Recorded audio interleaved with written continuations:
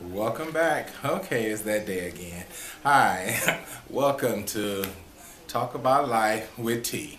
Yes, as you know, the introduction when I was speaking, I was talking about, we're going to talk about, getting out and voting. It's very important to vote. Don't talk, say, oh, I don't want to vote. I don't want to hear that at the end, because then it's too late. It's too late.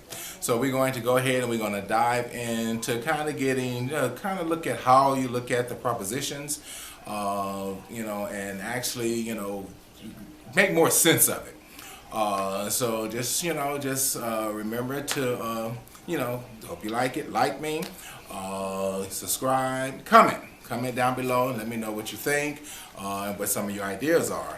Because when we look at different things, it's just, and I'm just gonna randomly just pick something up from here and kind of just talk about it briefly, and just kind of give you just an idea of how to go about when you're looking at propositions. Because remember, before last time I showed you this book here, and it has a proposition in it, and then you look at it, and then it goes on and it kind of gives you the what it's about. So you look at like a proposition, and it tells you what the proposition is, and in this book here it actually tells you what that proposition is. And so when you read about it, okay, this is what the proposition is, and you read about the proposition itself, and then at the end of reading about it, and then it has that section that I spoke to you about the last time, about where those that are for it, and then they say why they are for it, and then at the bottom it has the argument for those individuals to argue against the people that's for it, which is kind of really simple and cut and dry. It says, okay, this is what the proposition is. These are the people that support it and why they support it. And then you have those that say why they don't support it, which is their part at the bottom, why they want to argue that. Okay, and then you go to the other side where it says those that are against it, and then the ones that are for it can rebuttal that argument for the people that are against it. Which that's the part that gets confusing. Okay, if it just had, well, this is the actual proposition, the people for the proposition go ahead and state why they're for the proposition, and then those that are against the proposition say why they are against the proposition. But rebuttal part is allow individuals, to argue against what someone says. So say, if I were to go ahead and say, I'm for this for these reasons, blah blah blah, and then the person that's against it can say, oh, but what you're saying for those reasons, that's not really a good valid reason for it, and so on. So then they can actually have rebuttal that which you said why you agree to it. And then you go to the other side where it says, okay, I disagree to it, and the people that is for it, then they can argue with the statement that the person that disagree, their statement as to why they disagree, and then the person is for it can argue, against their statement, of why they disagree with it.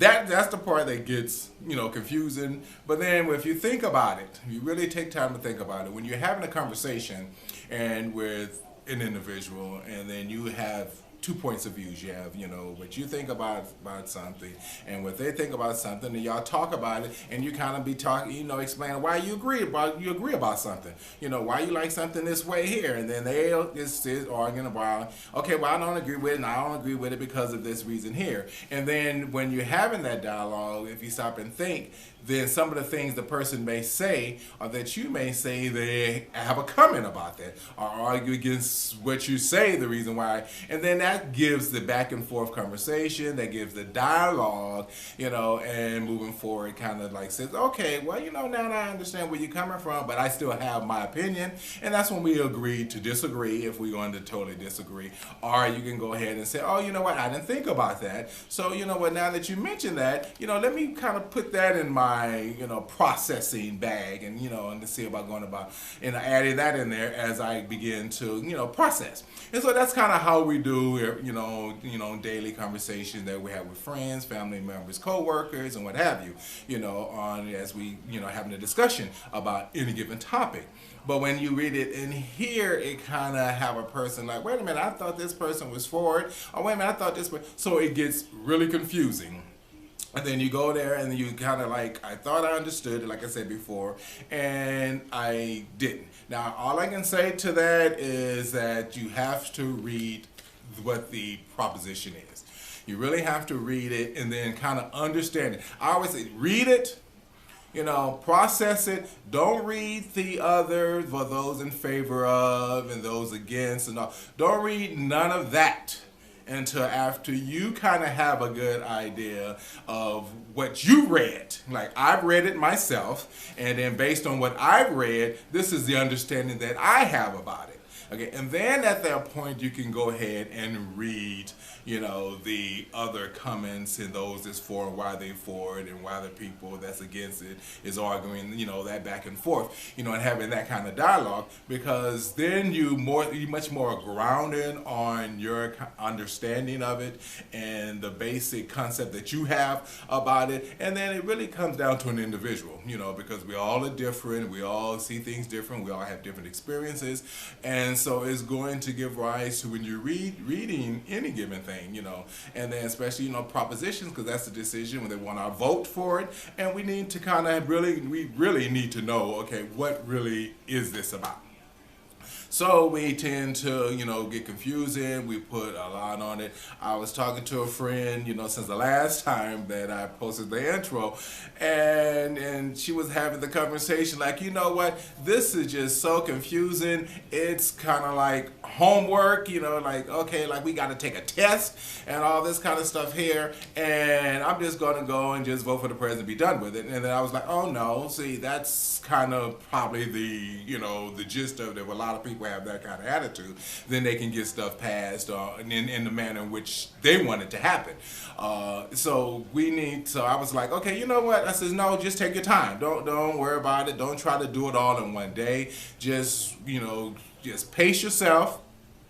And kind of read it, and just read the proposition. Like, again, just read the proposition, and then after you read the proposition, kind of, what do you think about it? I've read this here. I read everything that they are saying this here proposition is. I've read it. What strikes out at me? What do I feel, like about it?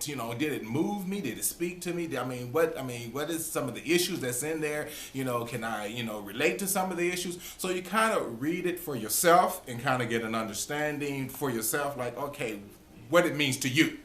And then again, you go ahead and if you choose to read those, the reason why and the reason against, and then that rebuttal part is just that, again, that conversation as to argue against why the person, is, which is not your argument, okay, it's someone else's.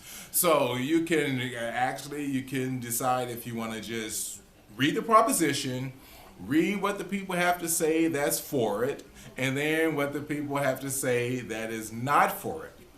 Okay, and see if that helps you out. Don't read all the way down, just read that part there and see if it helps you. And if it kind of still leads to question, you can then read the rebuttal at the bottom on each side and see what they rebuttal argument against what they actually, is saying, and then you can go there. But kind of take it in steps.